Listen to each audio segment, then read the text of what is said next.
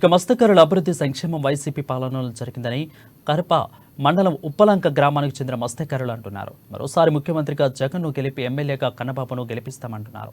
తమ గ్రామంలో వైసీపీ నాయకులు కొందరికి కట్టారంటూ టీడీపీ నేతలు చేస్తున్న ప్రచారం అవాస్తవం.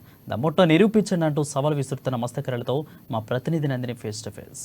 మనం ప్రస్తుతం కాకినాడ రూరల్ ఉప్పలంక గ్రామంలో ఉన్నాము. ఇక్కడంతా కూడా పూర్తిగా మత్స్యకారులు గంగపుత్రుని నమ్ముకొని బతుకుతున్న వీరంతా కూడా సుమారు గత ప్రభుత్వంలో ఈ ప్రభుత్వంలో ఏ విధంగా వీరు లబ్ధి పొందారు, ఈ 5 సంవత్సరాల్లో వైసీపీ వీరికి ఏం చేసింది, వారితో మాట్లాడే ప్రయత్నం చేద్దాం.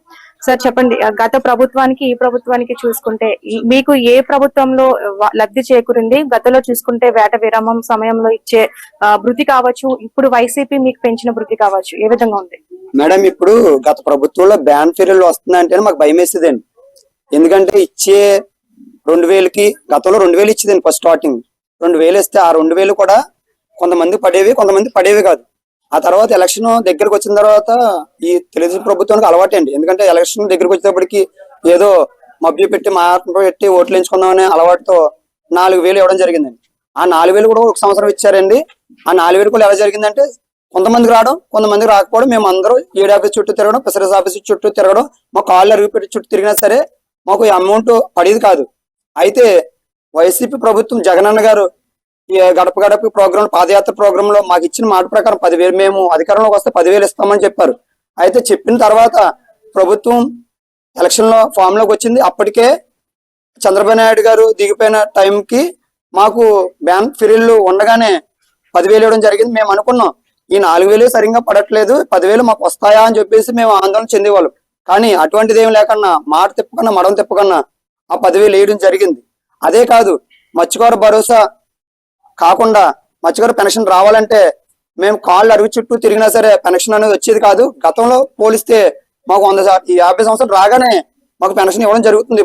అప్పుడు అలా కాదు, 5 సంవత్సరాలకి దగ్గర సుమారు చూస్తే 10 పెన్షన్లు 5 పెన్షన్లు వచ్చి ఉంటాయి. ఇప్పుడు చూస్తే దగ్గర ఒక 50-60 పెన్షన్లు. నాకు తెలిసి ఈ 5 సంవత్సరాల్లో ఒక 150 పెన్షన్లు పైన మాట మత్స్యకార పెన్షన్లు వచ్చాయి. అదే మేము చూసుకుంటే ఆయిల్ సబ్సిడీ కానీ గతంలో ఆయిల్ సబ్సిడీ కొట్టించుకోవాలని బిల్లులు ఎత్తుకోవాల్సిన అవసరం వచ్చేది. బిల్లులు ఉంటే గానీ ఆ సబ్సిడీ మాకు వచ్చేది కాదు. ఇప్పుడు అలా కాదు, ఇమ్మీడియట్ గా మాకు కార్డు ఇచ్చారు. ఒక ఏటీఎం కార్డులో తెచ్చి మేము ఆ ఏటీఎం కార్డు ద్వారా పట్టుకుని వెళ్ళగానే మా అకౌంట్ లో డబ్బులు ఉన్నట్టుగా మేము ఆ కార్డు క్రాస్ చేయగానే మాకు అమౌంట్ సబ్సిడీ తక్షణం రిలీజ్ అవుతుంది. ఇటువంటి మత్స్యకారులకు సంబంధించి చాలా అమూల్యమైన పథకాలు మాకు అమలు చేసిన జగన్మోహన్ రెడ్డి గారు మేము పట్టం కట్టాలనుకున్నాం, కానీ అబద్ధాలు చెప్పే ప్రభుత్వానికి కాదు. ఇప్పుడు ఈ 5 సంవత్సరాలు మీ ఎమ్మెల్యే కురసాల కన్నబాబు గారు మీ గ్రామానికి ప్రత్యేకంగా ఏ అభివృద్ధి చేశారు? ప్రత్యేకంగా ఏంటంటే మేము ఏ పని కావాలన్నా కరప మండలం చుట్టూ తిరిగేవాళ్ళమే అండి. అయినా సరే అధికారుల చుట్టూ తిరిగినా మాకు పనులు అవి కాదు. ఇప్పుడు చూస్తే మా ఊర్లోనే సచివాలయం ఉంది, మా ఊర్లోనే పబ్లిక్ హెల్త్ సెంటర్ ఉంది, మా ఊర్లోనే ఒక వ్యవస్థ ఉంది. మేము ఎక్కడికి వెళ్ళవలసిన అవసరం లేదు. ఈ వాలంటరీ వ్యవస్థ మేము ఈ రోజు వరకు మన పెన్షన్ ఇచ్చే వరకు మా ఊర్లో చాలా మందికి సచివాలయం ఎక్కడ ఉందో కూడా తెలియదు. ఎందుకంటే ఇంటి దగ్గర ఉండే గవర్నమెంట్ మా ఇంటి దగ్గరకు వచ్చి పనులు చేయించేది. ఎందుకంటే ఇప్పుడు పెన్షన్ వచ్చిన తర్వాత సచివాలయం చుట్టూ ఎక్కడ ఉందో ఎత్తుకోవాల్సిన దుస్థితి తీసుకొచ్చాడు ఈ చంద్రబాబు నాయుడు. ఎందుకంటే పెన్షన్లు మా ఇంటి తెల్లవారకు ముందే మా ఇంటి దగ్గరకు వచ్చి తలుపులు తట్టి వాలంటీర్ పెన్షన్ ఇచ్చేవారు. అటువంటిది ఈ కోర్టు ద్వారా వెళ్ళి ఆ వాలంటీర్లు కూడా ఆపి మాకు చాలా నష్టం చేశారు. అటువంటి ప్రభుత్వాన్ని మేము ఎన్నుకోము. ఇటీవల కాలంలో ఈ ఓఎన్జీసీ కావచ్చు, రిలయన్స్ కావచ్చు, వాటి వల్ల ఇబ్బంది పడుతున్నారు. వేటకి మీరు అంతా కూడా నిరసనలు చేసిన సమయంలో కూడా అధికార పార్టీ నేతలు కన్నబాబు గారు కావచ్చు, ద్వారంపూడి ఎమ్మెల్యే గారు కావచ్చు, వీళ్ళంతా కూడా మీకు అంతా సపోర్ట్ గా ఉన్నారు. ఈ విషయంలో అయితే ఓఎన్జీసీ నష్టపోయిన ఎవరైతే మా గ్రామానికి రావట్లేదు. ఆ విషయంలో అయితే మా మత్స్యకారులు అందరూ చాలా నష్టపోతున్నారు. అంటే ఇది జగన్మోహన్ రెడ్డి గారి దృష్టి కూడా తీసుకెళ్లారు కదా ఎమ్మెల్యే గారు అంతా?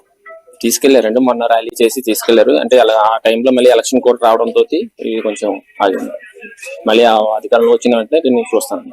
ఎలా ఉంది 5 సంవత్సరాలు? ఎలా ఉంది? మీ గ్రామానికి మేలు జరిగిందా? ఏం జరిగింది? మా గ్రామానికి అయితే మేలే జరిగింది. ఇంటింటికి మా ప్రభుత్వం వచ్చిన తర్వాత ఇంటింటికి కులాలు వేసారు, సచివాలయ వ్యవస్థ తీసుకొచ్చారు, వాలంటీర్ వ్యవస్థ తీసుకొచ్చారు.